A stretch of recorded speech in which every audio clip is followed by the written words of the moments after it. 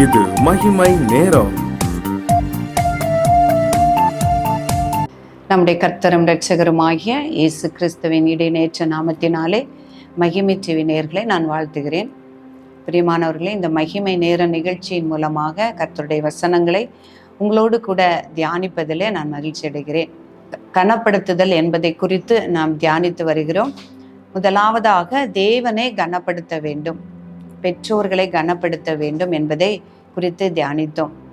நாளிலும் நம் குழந்தைகளை, நம்முடைய பிள்ளைகளை நாம் கனப்படுத்த வேண்டும். இப்போ பிள்ளைகளை எப்படி நாம் கனப்படுத்துகிறது, பிள்ளைகளை மதிக்கிறது என்று வேதத்திலும் கொடுக்கப்பட்டிருக்கிறது. கர்த்தருக்கேற்றபடி பிள்ளைகளை நாம் எப்படி கனப்படுத்தி நாம் வளர்க்க வேண்டும் என்று வேதத்திலே கொடுக்கப்பட்டிருக்கிறது. இப்போ எப்படி நம்ம யோசிக்கிறோன்னா, பிள்ளைகளை நல்ல முறையில் வளர்க்குறது அப்படின்னா பிள்ளைங்க கேட்டதெல்லாம் வாங்கி கொடுக்கறது, அல்லது பிள்ளைகள் எங்கே கூட்டிகிட்டு போக சொன்னாலும் கூட்டிகிட்டு போகிறது, அல்லது அந்த பிள்ளைகளுக்கு எல்லா சுதந்திரமும் கொடுக்கறது. இதுதான் நம்ம அவளை கனப்படுத்துறது என்று நம்ம உலக பிரகாரமான நினைக்கிறோம். ஆனால் வேதத்தில் என்ன சொல்லப்பட்டிருக்கிறது, இந்த காலங்களில் என்ன சொல்கிறாங்க அப்படின்னா, பிள்ளைங்களை அன்பாகவே வளர்க்கணும், அவங்களுக்கு அவங்கள அடிக்கக்கூடாது, வீட்டிலும் பெற்றோர்கள் பிள்ளைகளை அடிக்கக்கூடாது, அந்த ஆசிரியர்களும் பிள்ளைகளை அடிக்கக்கூடாது என்கிறதாக இப்போ இருக்குது. ஆனால் வேதத்தில் என்ன சொல்லப்பட்டிருக்கு, எபேசியர் 6:4 பிதாக்களே, நீங்களும் உங்கள் பிள்ளைகளை கோபப்படுத்தாமல் கர்த்தருக்கேற்ற சிட்சையிலும் போதனையிலும் அவர்களை வளர்ப்பீராக. அப்போ நீங்க பிள்ளைகளை கோபப்படுத்தாமல் கர்த்தருக்கேற்ற சிட்சை அப்படின்னு கொடுத்துருக்கு. அப்போ கர்த்தருக்கேற்ற சிட்சையிலும் போதனையிலும் அவர்களை வளர்ப்பீர்களாக. அப்போ பிள்ளைகளை சிட்சித்து பிள்ளைகளை கண்டித்து வளர்க்க வேண்டும் அப்படின்னு தான் வேதத்தில் போட்டிருக்கு. பிரம்பை கையாளாதவன் தன்னுடைய பிள்ளையை பகைக்கிறான் என்று எழுதியிருக்கிறது. அப்போ பிரம்பை நம்ம அடிக்கிறதுனாலையோ, அந்த நல்ல பிரம்பால் அடித்தால் அவன் சாகான். உன்னுடைய பிள்ளையை பிரம்பால் அடித்தான், அவன் சாகான். ஏன் பிரம்பால் அடிக்கிறது நிமித்தம் அவனுடைய ஆத்துமாவை மரணத்துக்கு தப்புவிக்கலாமே என்று எழுதியிருக்கிறது. அப்போ அறியாத பருவத்தில் பிள்ளைகள் தவறும் பொழுது, அல்லது கர்த்தருக்கு விரோதமான பாவங்களை செய்யும் பொழுது நாம் சிட்சித்து, கர்த்தருக்கு ஏற்றபடி நாம் பிள்ளைகளை சிட்சித்து கண்டித்து நாம் வளர்க்க வேண்டும் என்று சொல்லுகிறார்.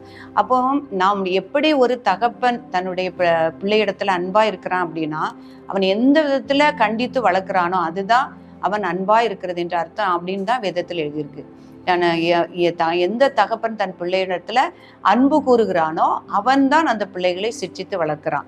தேவனும் அதே மாதிரி எவனிடத்துல அன்பு கூறுகிறாரோ அவனை சிட்சித்து அவர் தண்டிக்கிறார் என்பதாக நம்ம வேதத்தில் எழுதப்பட்டிருக்கிறது. எபிரேயர் 12:6 கர்த்தர் எவனிடத்தில் அன்பு கூறுகிறாரோ அவனை அவர் சிட்சித்து தாம் சேர்த்து கொடுக்கிற எந்த மனுஷனையும் தண்டிக்கிறார் என்று பிள்ளைகளுக்கு சொல்லுகிறது போல உங்களுக்கு சொல்லியிருக்கிற புத்திமதியை கேளுங்கள். அதே போல தகப்பன் தன் பிள்ளையை சிட்சிக்கிறது போல எவனிடத்தில் அன்பு கூறுகிறாரோ அவனை சிட்சிக்கிறார். அப்போ பிரியமானவர்களே, நாம் கண்டித்தால் அப்படின்னா பிள்ளைகளிடத்துல அன்பு இல்லை என்று அர்த்தம் இல்லை. எந்த பிள்ளைகளிடத்துல நம்ம அன்பா இருக்கிறோமோ அவர்களை நாம் கண்டித்து வளர்க்க வேண்டும். அதுதான் நம்முடைய பிள்ளைகளுக்கு கொடுக்கிற கனம். இன்னொன்று என்ன சொல்லியிருக்குன்னா, உங்களுடைய பிள்ளைகளை கோபப்படுத்தாமல் நீங்கள் கர்த்தருக்கேற்ற சிட்சையிலே அவர்களை போதனையிலும் அவர்களை வளர்ப்பீர்களாக. அப்போ கோபப்படுத்தாமல் அப்படின்னு சொல்லும் பொழுது சில பெற்றோர்கள் என்ன பண்ணுவாங்கன்னா, பிள்ளைகளுடைய குற்றங்களை அல்லது குறைகளை அதை சுட்டி காட்டி தகாத வார்த்தைகளினால் அல்லது தூசண வார்த்தைகளினாலும் பிள்ளைகளை பேசி அவர்களை குற்றப்படுத்தி அவர்களை காயப்படுத்தி அவர்கள் அவங்களுடைய இருக்கிற பலம் எல்லாம் திடனற்று போகும்படியாக அவங்களை செய்கிறாங்க. அதுதான் அவங்களுக்கு கொடுக்கிற தண்டனை. அதுதான் அப்பதான் அவங்க திருந்துவாங்க அப்படின்னு நினைக்கிறாங்க. இப்போ வேதத்துல என்ன சொல்லப்பட்டிருக்கு, அப்படியே பிள்ளைகளை கோபப்படுத்தாமலும் அவர்கள் திடனற்று போகாதபடிக்கு, அப்போ அவங்களுடைய குறைகளை சுட்டி காட்டி அவங்கள திடனற்று போக செய்யாதபடிக்கு நீங்க நல்ல போதகத்தினால சொல்லி சிட்சித்து நீங்க வளர்க்கணும் அப்படின்னு சொல்லியிருக்கு. அப்ப எந்த விதத்திலும் நம்முடைய பிள்ளைகளை கோபப்படுத்தாமல் அவங்களை சிட்சித்து அந்த எந்த சூழ்நிலையானாலும் அவளை தண்டிக்கிறது நிமித்தம் அவரை கொலை செய்வதற்கு மட்டும் உங்களுடைய ஆத்துமாவை ஒப்புக்கொள்ள விடாதீங்க அப்படின்னு சொல்லியிருக்கு. இப்போ நம்ம தாவீதை குறித்து பார்க்கும் பொழுது, தாவீத தன்னுடைய அப்சலோம் என்ன செய்யறான் அப்படின்னா, தாவீதுக்கு விரோதமாக வரும் பொழுது தாவீது அரண்மனையை விட்டு வெளியே போய் அவன் காடுகளை சுற்றி திரிந்தான் என்று பார்க்கிறோம்.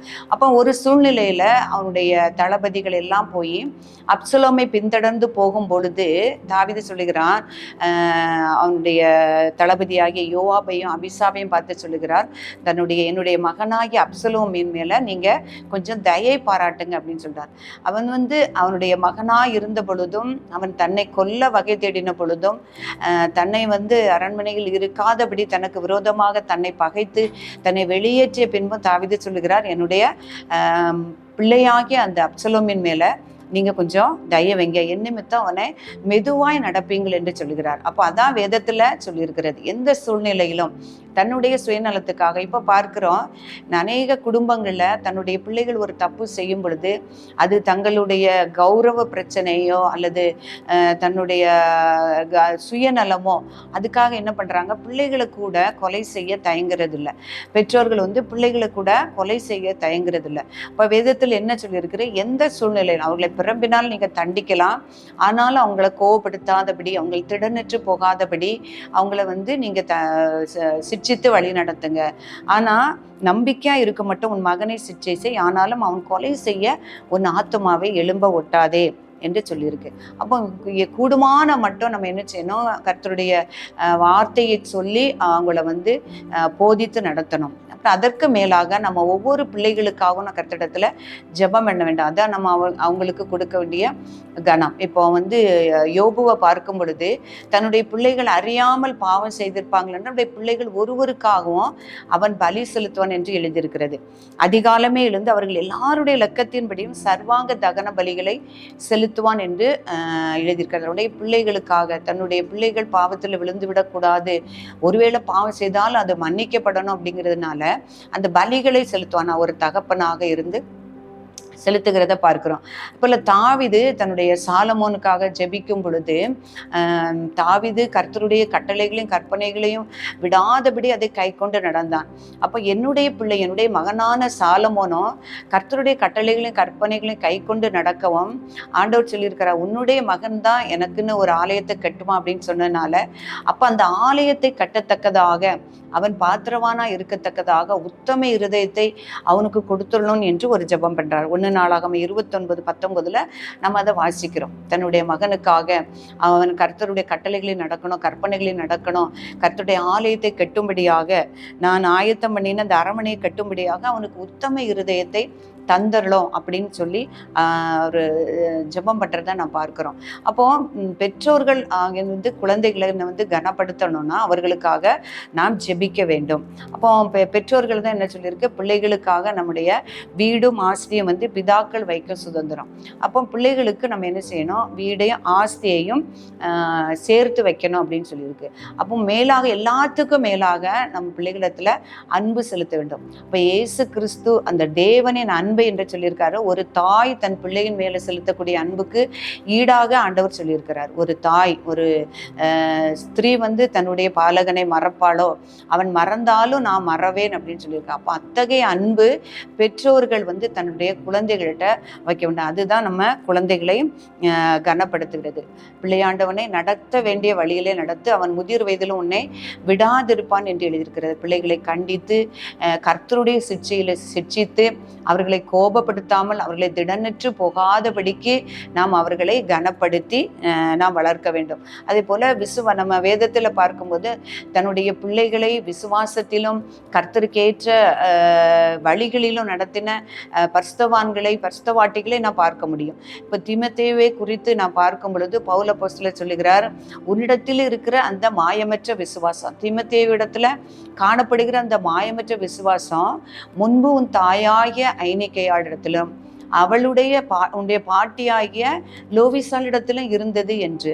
அப்ப பாருங்க, அந்த தாயிட்ட இருந்த அந்த விசுவாசம் அப்படியே தன்னுடைய மகனாகிய தீமோத்தேயுவுக்கும் வந்தது. அப்போ அந்த விசுவாசத்தில் அவங்க ஊட்டி அவங்கள வளர்த்துருக்காங்க. இன்னொரு இடத்துல பார்க்கும்போது நீ வேத எழுத்துக்களை சிறு வயதிலிருந்தே கற்றுக்கொண்டா என்று எழுதியிருக்கிறது. அப்போ அந்த மகனை வேத எழுத்துக்களிலும் அந்த விசுவாசத்திலும் வளர்த்ததின் நிமித்தம் அவன் ஒரு நல்ல உத்தம ஊழியக்காரனாக, கர்த்தரை மகிமைப்படுத்துகிற, கனப்படுத்துகிற ஒரு மகனாக பிற்காலத்திலே அவன் வந்தான் என்று பார்க்கிறோம். அப்போ பிள்ளைகளை அதன் மூலமாக நாம் கனப்படுத்த வேண்டும்.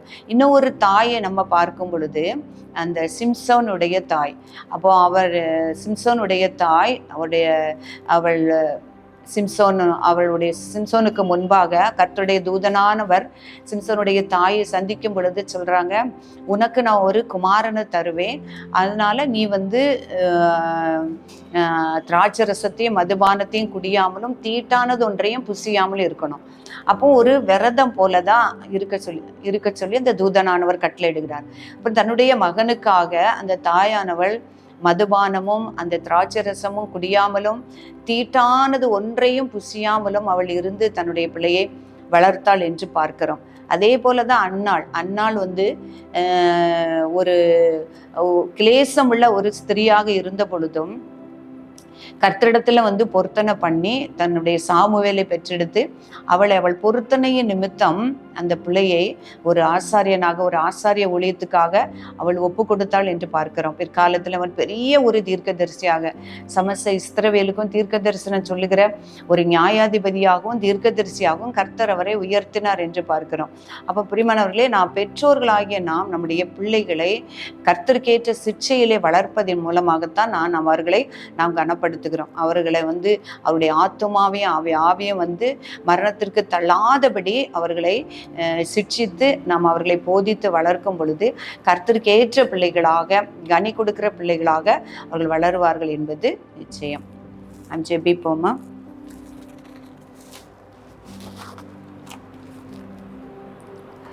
பரிசுத்தமுள்ள எங்கள் அன்பின் ஆண்டவரே, உம்மை துதிக்கிறோம் அப்பா. பரிசுத்தர் பரிசுத்தர் பரிசுத்தர் என்று போற்றப்படுகிறவரே, உம்மை துதிக்கிறோம். உமக்கே துதிகளையும் கனத்தையும் மகிமையும் நாங்கள் செலுத்துகிறோம். இந்த நாளிலும் அப்பா, வேதத்திலிருந்து கனப்படுத்துகிறதை குறித்து நாங்கள் தியானித்து வருகிறோம். முதலாவதாக தேவனை கனப்படுத்த வேண்டும் ஆண்டவரே, எங்கள் பெற்றோர்களையும் பெரியோர்களையும் கனப்படுத்த வேண்டும் என்று தியானித்தோம் தகப்பனே.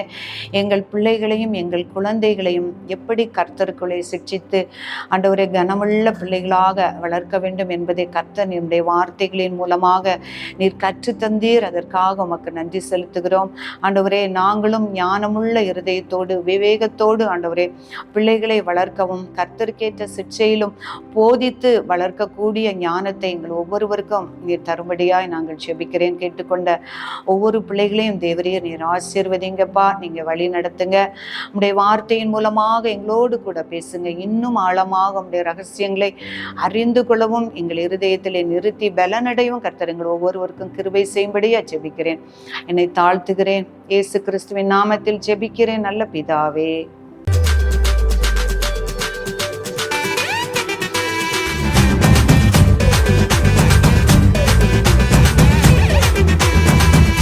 மகிமை